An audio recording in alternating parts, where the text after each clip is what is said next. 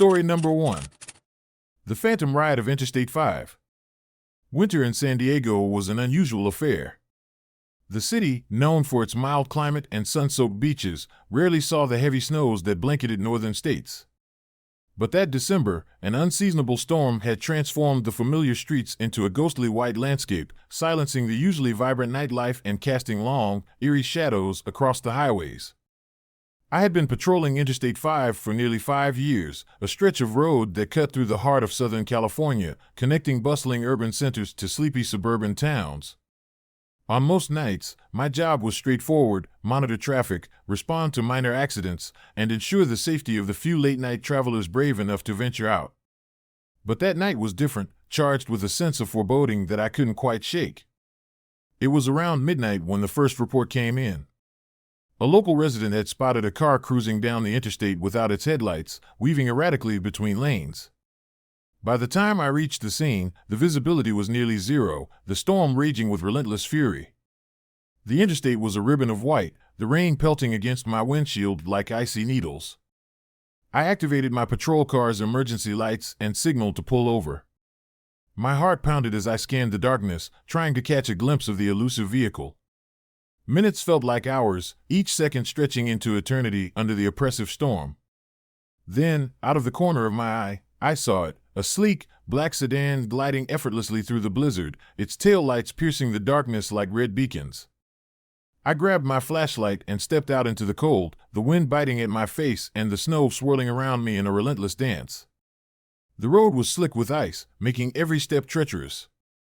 I approached cautiously, the beam of my flashlight cutting through the whiteout, revealing nothing but the empty highway stretching into the night. "Hello?" I called out, my voice barely audible over the howl of the wind. "Are you okay? Do you need assistance?" No response. The sedan continued its ghostly procession, moving with an unnatural grace that defied the conditions. I tightened my grip on my flashlight, a sense of unease settling over me.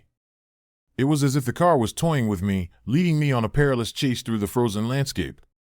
Suddenly, the sedan began to slow, its movement almost imperceptible against the storm. I took a deep breath and moved closer, my footsteps crunching on the icy pavement. As I neared the vehicle, I could see the interior through the fogged windows, a dimly lit cabin, empty except for the driver's seat. My breath caught in my throat as I realized there was no one inside. "Officer, is anyone in there?" I asked, my voice now tinged with fear. I reached out to knock on the window, but before my knuckles could make contact, the car vanished, as if swallowed by the storm itself. I stood there, heart racing, staring into the empty highway that now seemed even more desolate and unforgiving. The reports kept coming. Over the next few nights, more drivers reported encountering the same black sedan, always without headlights, always disappearing before assistance could be rendered. Each time, the car seemed more malevolent, its presence growing more intense, more insistent. Then came the night that changed everything. I was on routine patrol when my radio crackled to life. "Unit 12, we have another report of the phantom car on Interstate 5. Possible connection to the old Martinez accident." The Martinez accident had been one of the deadliest in San Diego's history. 5 years ago, a black sedan had collided head-on with a semi-truck on the same stretch of highway during a severe winter storm. All 6 occupants of the sedan were killed instantly, their bodies never recovered. The accident had left a scar on the community, a reminder of nature's unpredictable wrath and the fragility of life. As I drove towards the reported location, memories of that tragic night haunted me. The stories of the missing bodies, the shattered families, and the unanswered questions weighed heavily on my mind. The storm outside had intensified, the snow now a blinding curtain that made navigation nearly impossible. When I reached the scene, the devastation was evident. The wreckage of the semi-truck lay twisted and mangled, the remnants of the black sedan scattered across the icy road. Emergency crews were already on site, their presence a stark contrast to the eerie stillness that enveloped the area. I approached cautiously, my flashlight cutting through the darkness, revealing the chaos of the accident. As I surveyed the scene, a chilling realization dawned on me: the phantom sedan was here, somewhere among the wreckage. My pulse quickened as I scanned the area, the beam of my flashlight revealing nothing but ice and snow. Then, out of the corner of my eye, I saw it, a faint outline of a car, its form barely distinguishable against the icy backdrop. I grabbed my radio, my voice trembling. "Dispatch, I think I see the phantom car. It's right here." Static filled the airwaves before a frantic voice responded. "Unit 12, proceed with caution. There have been multiple sightings tonight. The car seems to be linked to the Martinez accident." I nodded to myself, steeling my nerves as I moved closer. The air grew colder, the temperature dropping to an uncomfortable chill that seeped into my bones. The outline of the sedan became clearer, its dark form standing out starkly against the white snow. I approached the driver's side, heart pounding, and peered inside. There, in the dim light, sat the figure of a man, a mirror image of the last known driver of the Martinez sedan. His eyes were wide open, but instead of the warmth or sorrow I'd expected, there was a hollow emptiness, a void that seemed to absorb the light around it. My breath hitched as I realized the true horror of the situation. The man wasn't human. His presence was a ghostly echo of the past, a restless spirit trapped in an eternal loop of his final moments. "Officer, are you okay?" a voice called out, snapping me out of my trance. It was Lieutenant Ramirez, his presence a lifeline in the encroaching darkness. I nodded slowly, the images of the phantom car and its spectral driver burning into my mind. "I saw him, Ramirez. The ghost driver." Ramirez approached, his face a mask of skepticism tempered with concern. "You sure about that? It could be some sort of hologram or prank." But I knew better. The man in the car wasn't there to be fooled. He was there with a purpose, a lingering presence tied to the tragic accident that had claimed his life. "We need to help him," I insisted, my voice steady despite the fear clawing at my insides. "He's stuck here, reliving that moment over and over." Ramirez sighed, his skepticism giving way to a reluctant acknowledgement. "All right, let's see what we can do. Maybe there's a way to give him peace." We set up a temporary perimeter around the scene, our flashlights cutting through the storm as we prepared to confront the supernatural entity. The temperature continued to drop, the storm outside mirroring the turmoil within. As we approached the phantom sedan, the air grew thick with an unspoken tension, the cries of the past echoing in our minds. I reached out to the ghost driver, my voice calm and soothing. "Sir, I'm here to help you. Let me help you move on." The man didn't respond, his eyes still voids that seemed to pierce through my very soul. Suddenly, the car began to shake, the spectral presence growing more intense. The storm outside seemed to intensify, the wind howling like the cries of lost souls, and the snow whipping around us with a vengeance. Ramirez stepped forward, holding up a flashlight as a beacon of hope. "We're not leaving until we've done everything we can. You deserve to find peace." For a moment, the man remained motionless, the storm's fury momentarily subsiding as if in respect. Then, slowly, his form began to shimmer and fade, the hollow eyes softening as a sense of tranquility washed over him. "Thank you," I whispered, feeling a weight lift from my shoulders as his presence dissolved into the night. The car, once a symbol of tragedy and loss, now stood silent and still, the restless spirit finally finding the peace it had sought for so long. As the storm began to abate, the first hints of dawn broke through the clouds, casting a soft glow over the devastated highway. The phantom sedan was gone, leaving behind only the memories of its spectral presence and the lingering hope that another soul could find peace amidst the chaos. In the days that followed, the reports of the phantom car ceased, the highway returning to its usual, uneventful state. But the experience left an indelible mark on me, a reminder of the thin veil between the living and the dead, and the enduring power of compassion to bridge that gap. Years later, whenever I patrol the highways of San Diego, especially during winter storms, I can't help but feel a lingering sense of connection to that night. The phantom sedan serves as a testament to the lives lost and the spirits that wander, forever searching for closure in the frozen stillness of the night. And as I drive through the snow-covered roads, the memory of the hollow eyes and the desperate cries reminds me that sometimes, the most haunting stories are the ones that reach out from the shadows, seeking a chance to be heard and understood. Story number 2.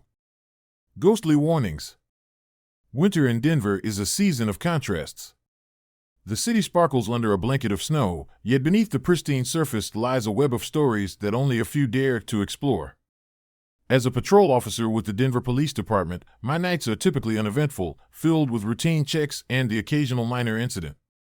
But one chilly December night changed everything, turning my reality into a nightmare I couldn't escape. It was a few years ago when Officer Ryan Mitchell was killed in a fierce shootout that left the community shaken. Ryan was more than a colleague, he was a friend, someone who always had a joke ready to lighten the mood during the darkest shifts. His death left a void in our department, a constant reminder of the dangers we face daily. But what truly haunted us was the series of eerie messages that began to appear on his phone years after his passing. At first, it was just a single message, an empty text box that seemed like a glitch. Then, more messages followed, each one more disturbing than the last. Stay safe, don't trust them, they're coming for you. We dismissed them as spam or a cruel prank until the messages became more personalized, referencing specific incidents and places only Ryan would know. I brushed it off as a manifestation of our collective grief, a way for our minds to cope with the loss. But deep down, I couldn't ignore the growing sense of unease that settled over me every time my phone buzzed with a new message. One night, during a particularly harsh snowstorm, I was patrolling the quieter parts of the city, the streets deserted except for the occasional stray vehicle struggling against the elements. The cold was biting, my breath visible in the frigid air as I drove through the empty streets. My phone buzzed, jolting me from my thoughts. The message was simple: look behind you. I glanced at the rearview mirror, expecting to see a trick of the light or perhaps a late-night driver. But there was nothing, just the endless expanse of snow-covered roads and the darkness that enveloped them. Shaking off the chill that ran down my spine, I continued my patrol, dismissing it as a prank gone too far. But the messages persisted, each one more urgent. Don't stop, they're watching, run. My skepticism waned as the warnings became impossible to ignore. One particularly cold night, as I sat alone in my patrol car after a long shift, my phone buzzed again. The message was different this time, a photo. I froze, my heart pounding in my chest as I opened the image. It was a picture of me, taken from behind. I was sitting in my patrol car, just as I was, but the angle was impossible. There was no one in sight, and the lighting matched my exact location. Panic surged through me. How could Ryan have sent this? Desperate for answers, I contacted the technical team at the precinct. They scoured my phone for any signs of hacking or malware, but found nothing. It was as if the messages were coming from nowhere and everywhere at the same time. Theories ranged from supernatural occurrences to psychological disturbances, but nothing provided a definitive explanation. Determined to uncover the truth, I decided to investigate the abandoned warehouse where Ryan and I had once gone on patrol that fateful night. The warehouse had been sealed off after the shootout, deemed too dangerous to enter.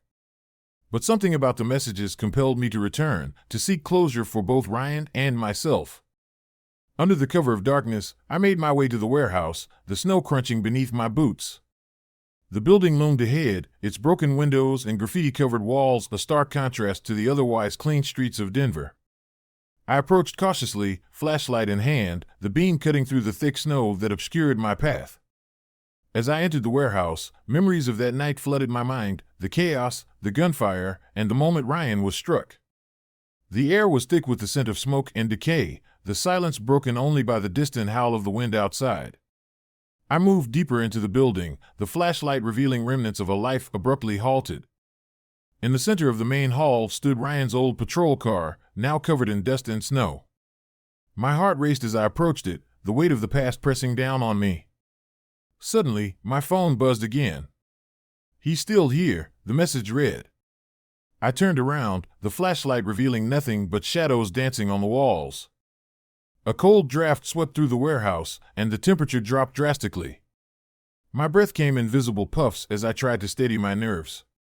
I reached out to touch the car, hoping to find some clue, but my hand passed through the metal as if it were made of mist. Panic set in as the reality of my situation dawned on me. I was not alone. The sound of footsteps echoed through the warehouse, slow and deliberate. I spun around, the flashlight catching a figure standing at the far end of the hall. It was Ryan, or what appeared to be Ryan, his eyes hollow void staring straight ahead. His presence was both familiar and terrifying, a ghostly reminder of the night that took him away from us. "Why are you doing this?" I demanded, my voice trembling with fear and anger.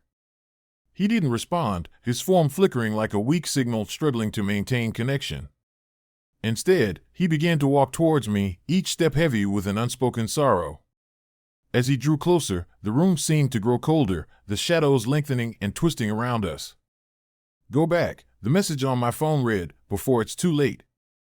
But I couldn't turn away, not when the truth was within reach. "What do you want from me?" I asked, desperation creeping into my voice. He stopped just a few feet away, his empty eyes meeting mine. The silence was deafening, the only sound my own ragged breathing. Then, with a sudden jolt, he reached out his hand, and the room began to spin, the flashlight slipping from my grasp as darkness enveloped me. When I regained consciousness, I was back in my patrol car, the snowstorm still raging outside. My phone was dead, the screen cracked and unresponsive. I tried to steady my breathing, the events of the night replaying in my mind like a haunted reel. Ryan was gone, but the messages had left an indelible mark on my soul. In the days that followed, I couldn't escape the feeling of being watched, the lingering presence of Ryan's spirit haunting my every move. Sleep became elusive, my nights filled with restless dreams of that warehouse and the hollow eyes that stared back at me. The precinct became a place of constant unease, the stories of Ryan's ghost spreading like wildfire among my colleagues. One night, as I sat alone in my patrol car, the memories overwhelming me, my phone buzzed one last time. The message was simple: find peace. Determined to put an end to the haunting, I returned to the abandoned warehouse, armed with evidence of Ryan's case and a resolve to honor his memory. I set up a memorial at the site, laying flowers and a plaque to commemorate his service and sacrifice. As I stood there, the snow began to fall gently, the storm finally easing its grip on the area. A sense of calm washed over me as I completed the ritual, the oppressive presence lifting like the dissipating storm. I felt Ryan's spirit release its hold on me, the weight of his unfinished business lifting from my shoulders. The messages ceased, replaced by the soft whisper of the wind through the trees. Driving away from the warehouse, I glanced back one last time, the building now bathed in the soft glow of dawn. The ghostly apparitions had faded, the hollow eyes no longer watching, but instead, at peace. The story of Ryan Mitchell became a part of our precinct's history, a cautionary tale of duty, loss, and the thin veil between the living and the dead. Years later, I still patrol the streets of Denver, the memory of that night a constant reminder of the mysteries that lie just beyond our understanding. The messages and the apparition of Ryan serve as a testament to the enduring bonds of friendship and the lengths we go to honor those we've lost. And whenever the winter winds howl through the city, I remember the whispers from the past, ensuring that Ryan's story is never forgotten and that his spirit rests in peace. Story number 3. Whispers from Interrogation Room 3.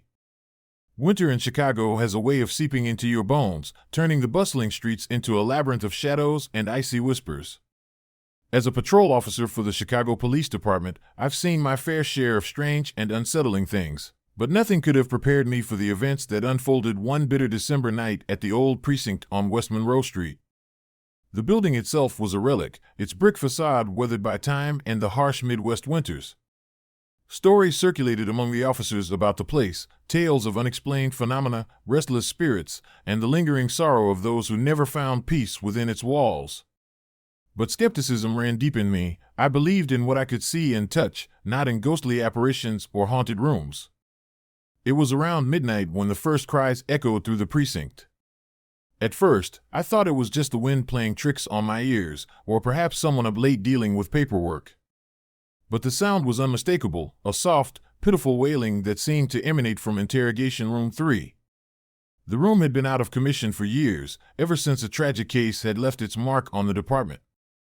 Curiosity gnawed at me as I walked the silent corridors, the only light coming from the flickering fluorescent bulbs overhead. The cries grew louder, more desperate, tugging at my conscience. Despite the uneventful night, something compelled me to investigate. I approached the heavy wooden door of Interrogation Room 3, my flashlight cutting through the darkness. "Hello? Is someone there?"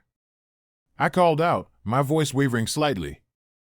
The cries ceased abruptly, replaced by an oppressive silence that pressed in on me from all sides. Taking a deep breath, I reached for the door handle, my heart pounding in my chest. As I pushed the door open, the room revealed itself as a snapshot of a bygone era. The metal table, the 2 chairs, and the one-way mirror, all covered in a thin layer of dust. But what caught my attention was the figure sitting in the chair near the window. A young woman, her face streaked with tears, sat motionless, her hands clasped tightly together on her lap. Her presence was both haunting and heartbreaking. I took a step closer, flashlight beam illuminating her sorrowful expression. "Are you okay? Do you need help?" I asked gently, hoping to offer some comfort. For a moment, she didn't respond. Her eyes met mine, and I felt a chill run down my spine. There was something unnerving about her gaze, an emptiness that seemed to pull at my very soul. Before I could react, she began to sob uncontrollably, the sound echoing off the cold, sterile walls. Desperate to reach out, I reached for her hand, but as soon as my fingers brushed her skin, her body began to shimmer and distort. Panic surged through me as she started to fade, her form dissipating like mist under the morning sun. I stumbled backward, watching in horror as she vanished entirely, leaving behind only the lingering scent of despair and the cold emptiness of the room. Shaken, I turned to leave, but the door slammed shut with a force that knocked me off my feet. My flashlight flickered and died, plunging me into darkness. The cries returned, louder and more frantic this time, surrounding me from every corner of the room. I fumbled for my radio, my fingers numb from fear and the biting cold. "Dispatch, this is Officer Harris. I need assistance at Interrogation Room 3. "Possible, something's wrong here," I gasped, my voice trembling. Static filled the radio, but no response came. The whispers turned into anguished pleas, the cries morphing into desperate screams for help. I felt an invisible presence pressing down on me, the air thick with sorrow and regret. My mind raced, trying to make sense of what I was experiencing. Had I stumbled upon something beyond my understanding? As my eyes adjusted to the darkness, I saw her again, standing by the doorway, her form flickering between visibility and invisibility.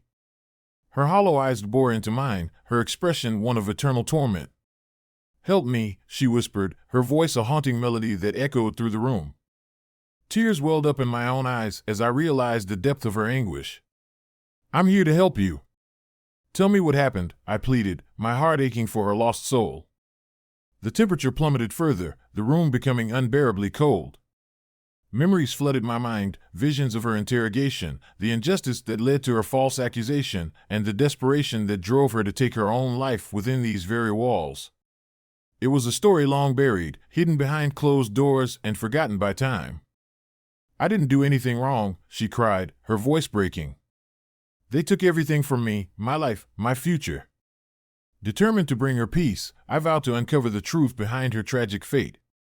Over the next few weeks, I delved into old case files, interviewing retired officers and digging through forgotten records. The story of Emily Thompson, a young woman wrongly accused of a crime she didn't commit, unfolded before me, a tale of corruption, betrayal, and a desperate fight for justice that ended in her untimely death. With each revelation, the connection between Emily and the haunted room grew stronger. Her spirit was trapped, unable to move on until the truth was acknowledged and her name was cleared. Armed with this knowledge, I returned to the precinct, determined to set things right. Late one night, I stood before Interrogation Room 3 once more, the weight of the past pressing down on me. Taking a deep breath, I began to speak, my voice steady despite the fear that lingered. "Emily Thompson, I know your story now. I'm here to help you find peace." As I spoke, the room seemed to respond, the air growing warmer, the oppressive darkness lifting. Emily appeared before me, her form no longer distorted but serene, her eyes reflecting a sense of gratitude and relief. "Thank you," she whispered, her voice filled with a peace that had eluded her for so long. "Finally." With those final words, her spirit began to fade, the sorrow that had bound her to the room dissipating into the night air. The temperature normalized, and the cries that once echoed through the precinct were replaced by a comforting silence. I left the old police station that night with a sense of fulfillment, knowing that Emily had found the peace she so desperately sought. The stories that once seemed like mere legends now held a profound truth, a reminder of the lives lost to injustice and the lingering spirits that yearn for recognition and closure. Years have passed since that night, but the memory of Emily Thompson remains vivid in my mind. Whenever I walk through the precinct, especially near Interrogation Room 3, I feel a lingering presence, a silent acknowledgement of the lives intertwined within these walls. The cries of the past have been silenced, but the lessons learned continue to resonate, a testament to the enduring power of truth and the compassion required to bring peace to restless souls. Story number 4. Deadly Gas Station. Winter in Houston is an oddity, a fleeting visitor that blankets the city in a deceptive calm before retreating back to its usual swelter. But that December night, the cold felt deeper, more insistent, as if the city itself was holding its breath. As a night patrol officer for the Houston Police Department, I was no stranger to the quiet stretches of suburban roads and the occasional unsettling encounter that kept me awake during my breaks. However, nothing could have prepared me for what awaited at the abandoned gas station on the outskirts of town. It was around 2 a.m. when my radio buzzed with a call about a suspicious light flickering inside an old gas station near Westheimer Road. The station had been closed for years, its neon sign long since dimmed and the pumps rusted shut. Drivers rarely ventured that far out, and the stories of vandalism and eerie occurrences kept most away. But something about the flickering light suggested that someone, or something, was there. I drove through the empty streets, the city's usual noises replaced by the distant hum of traffic and the occasional bark of a stray dog. The drive to the gas station took me through a stretch of desolate roads lined with overgrown bushes and broken streetlights that cast long, sinister shadows. As I approached the location, the outline of the gas station emerged through the darkness, its broken windows reflecting the faint light from within. Parking my cruiser a safe distance away, I grabbed my flashlight and radio, the cold biting through my uniform despite the layers I wore. The air was thick with an unsettling silence, broken only by the wind whispering through the trees. Taking a deep breath, I approached the station cautiously, every step crunching on the gravel-covered driveway. The door to the gas station hung ajar, swinging slightly with each gust of wind. I pushed it open, the hinges creaking ominously, and stepped inside. The interior was a time capsule, frozen in a bygone era. Dust-covered shelves, broken glass from shattered displays, and remnants of old advertisements adorned the walls. My flashlight beamed cut through the darkness, revealing the desolate space that once buzzed with activity. As I moved deeper into the station, the flickering light became more pronounced, emanating from the back office. My heart raced with a mix of apprehension and duty as I approached the source. The door to the office was slightly open, the light casting eerie shadows on the floor. I pushed it open further and stepped inside. There, sitting in a chair by the window, was a man. His posture was slumped, and his eyes were wide open, staring blankly into the void beyond the glass. At first glance, he seemed just another weary soul seeking refuge from the cold, but something about his stillness was profoundly unsettling. His face was pale, almost ghostly, and his eyes lacked any sign of life or emotion. "Hello?" I called out, my voice echoing in the silent room. The man didn't respond, his gaze fixed on nothingness. I took a cautious step forward, the floorboards creaking under my weight. As I reached out to touch him, a surge of cold energy shot through me, and his form began to shimmer and distort.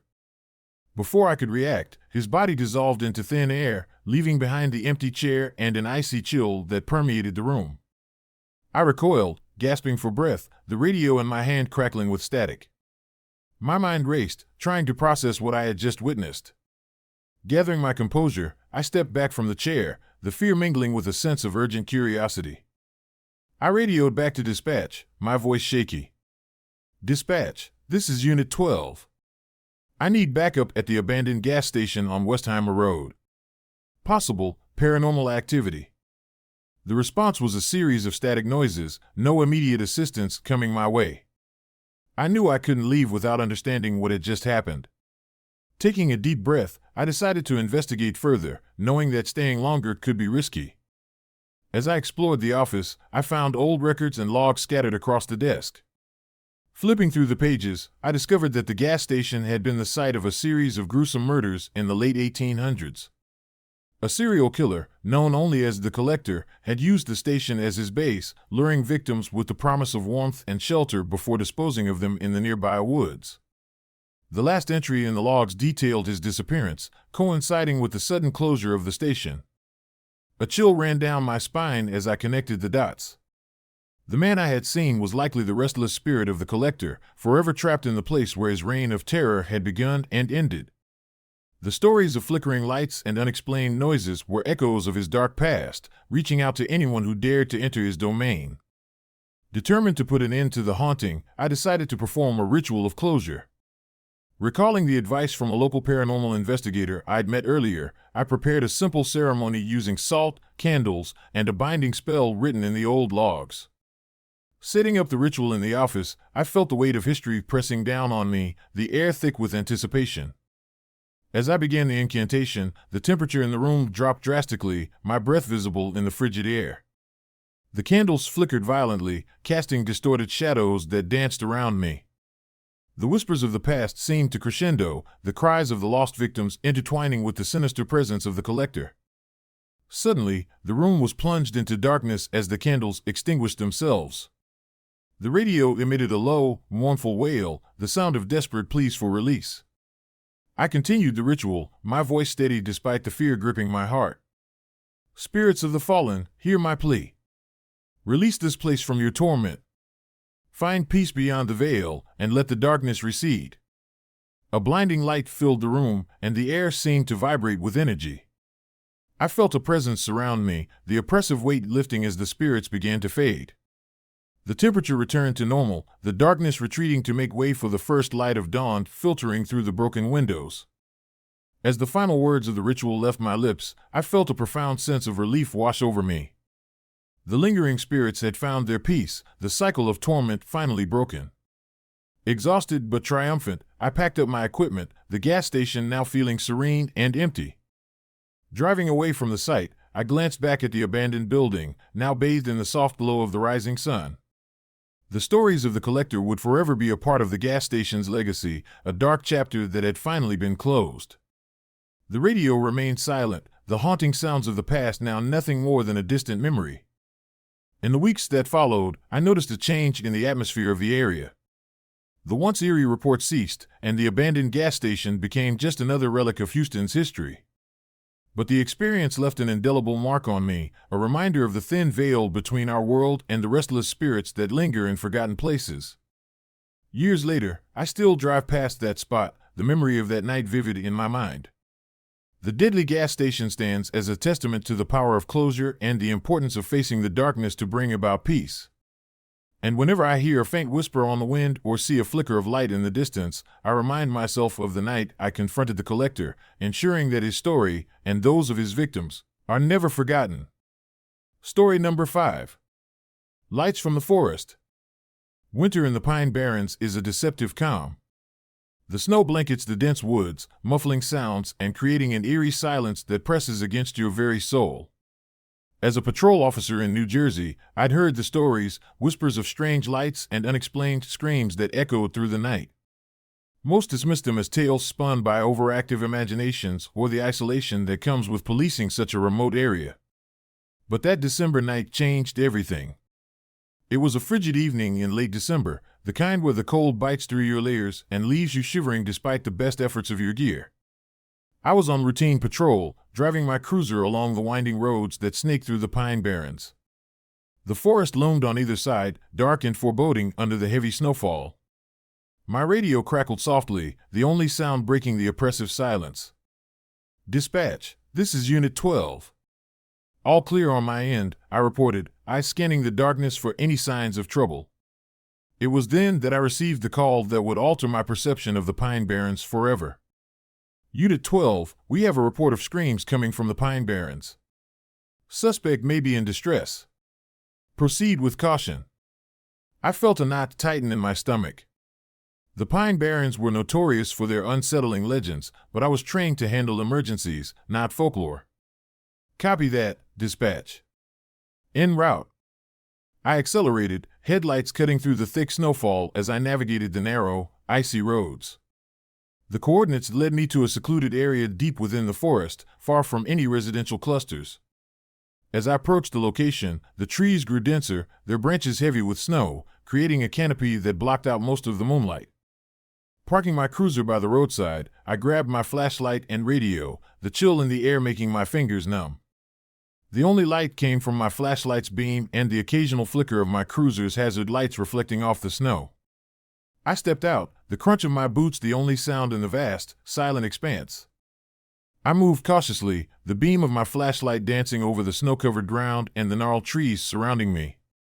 The screams were faint but unmistakable, reverberating through the stillness like a haunting melody. My heart pounded in my chest as I followed the sound, each step taking me deeper into the heart of the Pine Barrens. After what felt like an eternity, I reached a small clearing. In the center stood an old, abandoned cabin, its windows dark and broken, the door hanging ajar as if inviting me in. The screams seemed to emanate from within, a desperate plea for help that tugged at my conscience. I approached the cabin, every instinct warning me to turn back, but duty and a sense of responsibility drove me forward. Pushing the door open, the hinges groaned in protest, the interior cloaked in darkness.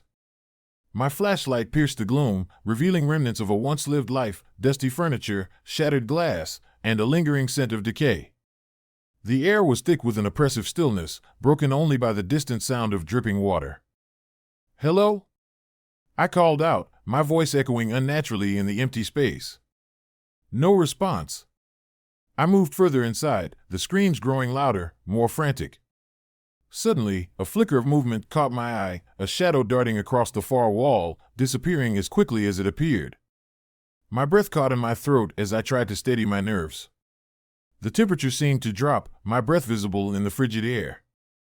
I approached the source of the screams, my heart hammering in my chest.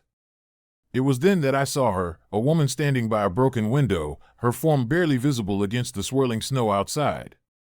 She turned towards me, and I felt an inexplicable chill run down my spine.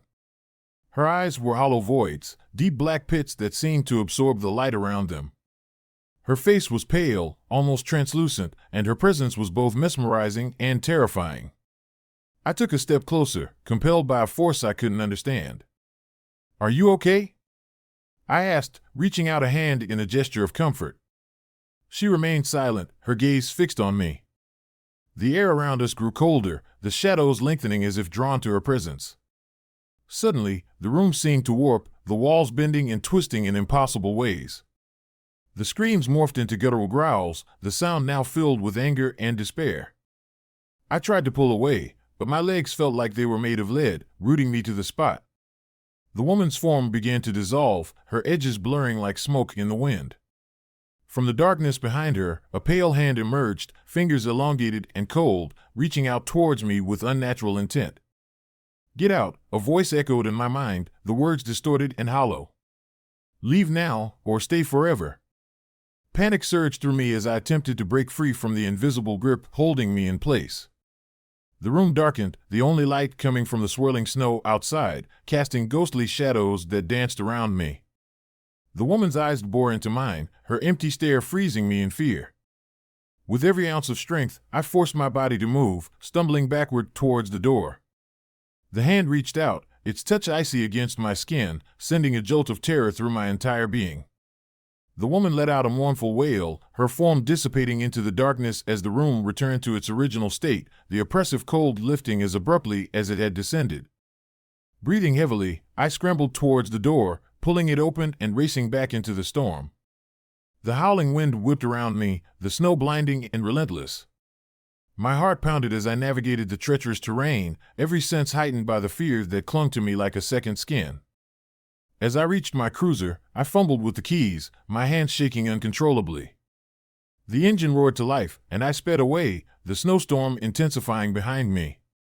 Glancing in the rearview mirror, I half expected to see her watching me from the edge of the forest, her hollow eyes following my every move.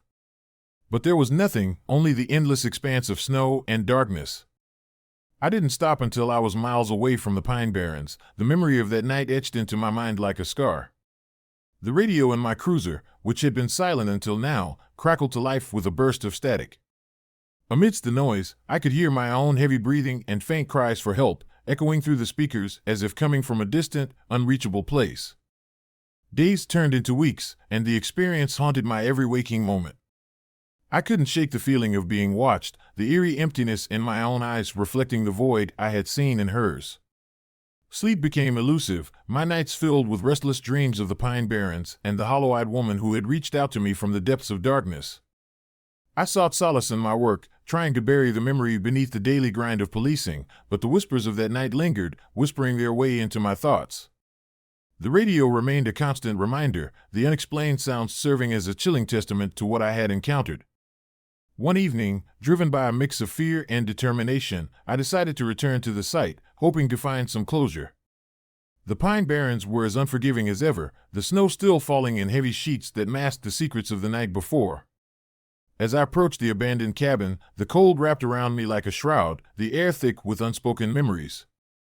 Steeling myself, I entered the cabin once more, the door creaking in protest. The interior was unchanged, frozen in the moment I had left it.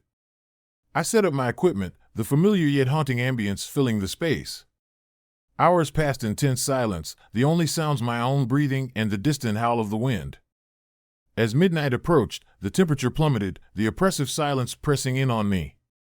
The faint sound of knocking echoed through the room, growing louder and more insistent. My flashlight flickered, the beam wavering as I tried to locate the source. The whispers returned, soft and pleading, "Leave now, or stay forever." Fear clawed at my mind as the hollow eyes from the night before seemed to materialize once more, their presence overwhelming. The room darkened, shadows lengthening and twisting into grotesque shapes. The cold intensified, my breath visible in the frigid air as the ghostly figure of the woman reappeared, her eyes voids of darkness that seemed to pierce my very soul.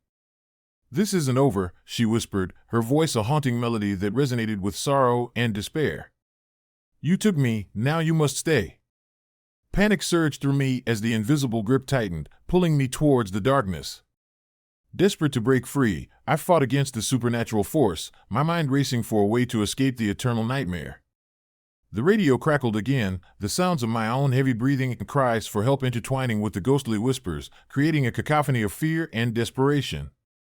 Summoning every ounce of willpower, I forced myself to pull away, breaking the hold that bound me. The woman let out a mournful wail, her form dissipating into the shadows as the room returned to its original state. I staggered to my feet, gasping for breath, the reality of my actions sinking in like a tidal wave. With trembling hands, I packed up my equipment, the chilling memory of the night urging me to leave. As I stepped outside, the snowstorm had intensified, the wind howling like the anguished cries of the lost souls within the Pine Barrens. I didn't look back. The only thing guiding me was the desperate need to escape the haunted silence that had claimed me. Driving away, the radio remained silent, the haunting sounds of that night fading into the distance. But the memory lingered, a ghostly presence that followed me wherever I went.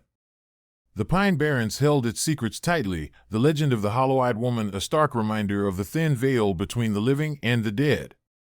Years have passed since that fateful night, but the memory remains vivid, a haunting testament to the darkness that resides in the heart of the Pine Barrens. Whenever I drive along Route 66, especially in the dead of winter, I can't help but glance towards the darkened forest, feeling the lingering gaze of the woman who once reached out to me from the depths of despair. Story number 6. The Woman on Route 66. I've always found solace in the solitude of the open road. There's something about the endless stretches of asphalt that allows me to clear my mind, to focus solely on the task at hand. As a patrol officer on Route 66 in Arizona, my nights are long and often uneventful. But there are moments, rare and unsettling moments, that remind me why this job is both a blessing and a curse. It was a bitterly cold November night when I first encountered her. The desert air was sharp, cutting through my jacket and chilling me to the bone. I was making my routine patrol along the deserted stretches of Route 66, the hum of my cruiser's engine the only sound breaking the oppressive silence. The vast expanse of the desert stretched out in every direction, the darkness broken only by the intermittent glow of distant highway lights. Around 2 a.m., my radio crackled to life with a dispatch about a stranded motorist near mile marker 237.5. Without hesitation, I changed course, my headlights piercing the inky blackness as I navigated the winding road towards the reported location. The desert seemed to hold its breath, the stillness amplifying every creak and groan of my vehicle.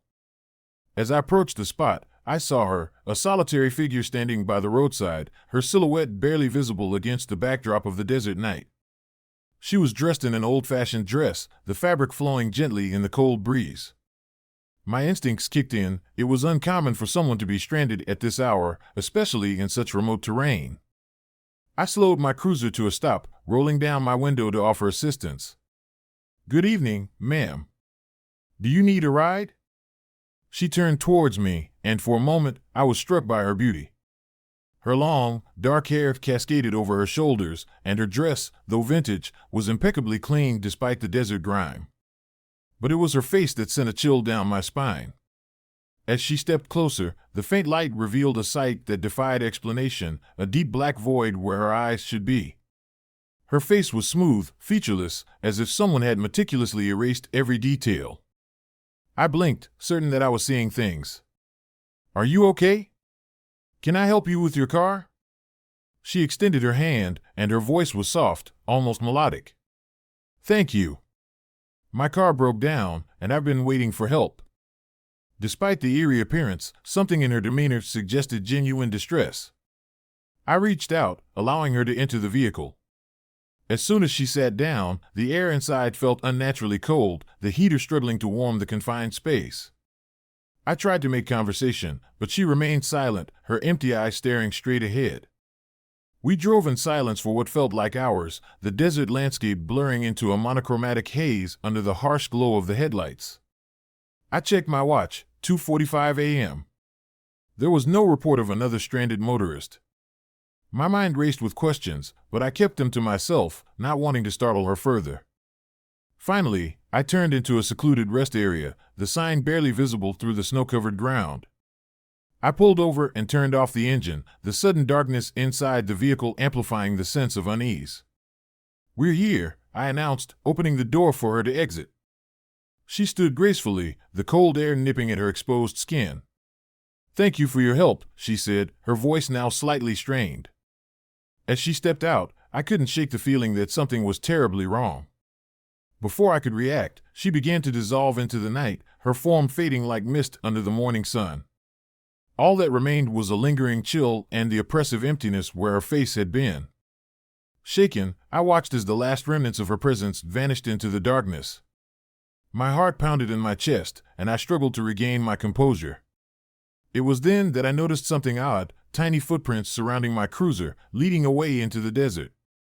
They were small, almost childlike, and seemed to be made by someone, or something, moving swiftly through the snow. I radioed for backup, the urgency in my voice betraying my calm exterior.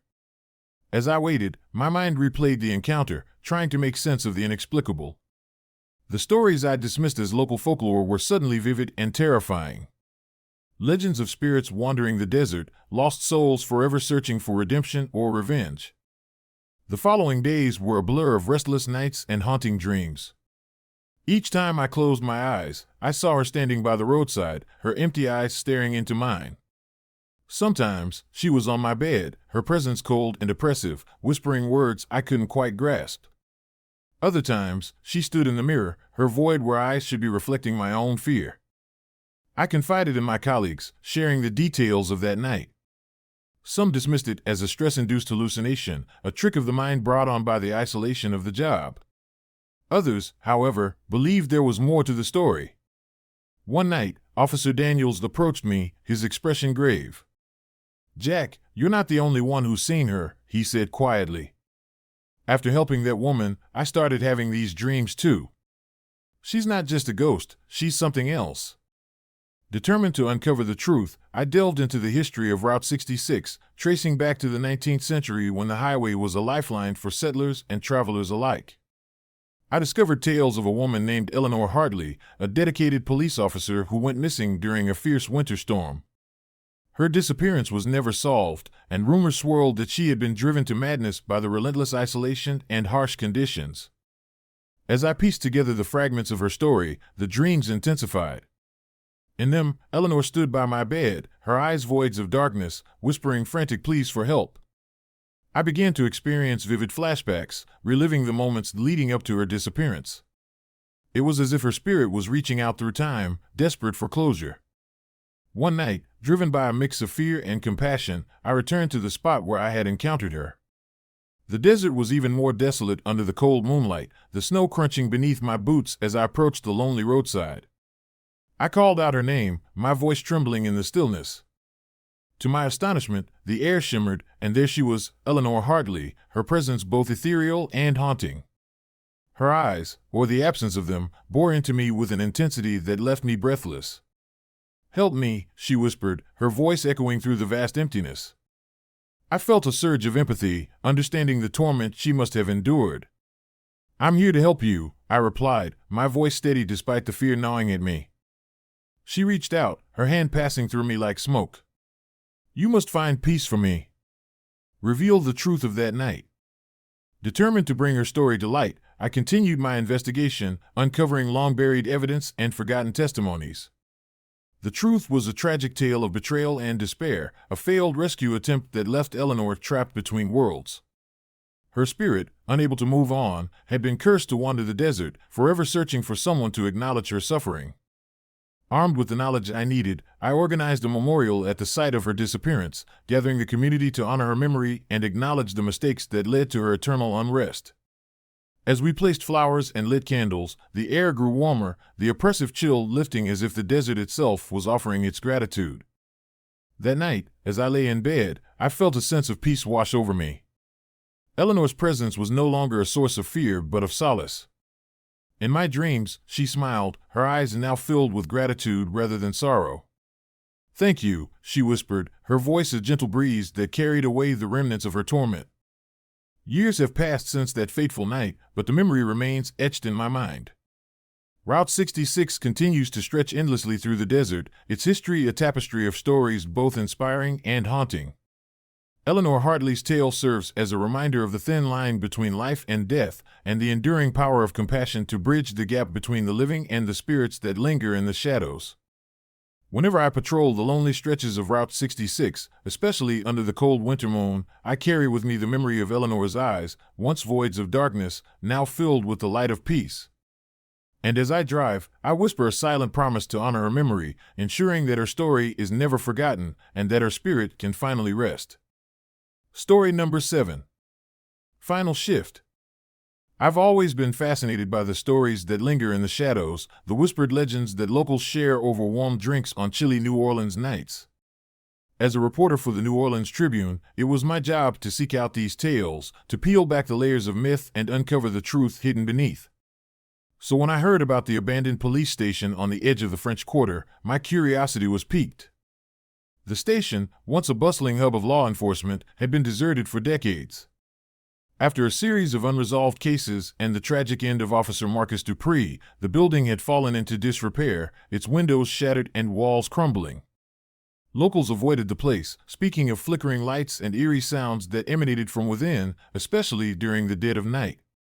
They called it the site of the final shift, the last moments of a dedicated officer who couldn't bear the weight of his failures. Determined to get to the bottom of the story, I decided to visit the station one winter evening. The air was crisp, the streets of New Orleans quieter than usual as snowflakes began to fall, blanketing the city in a serene white.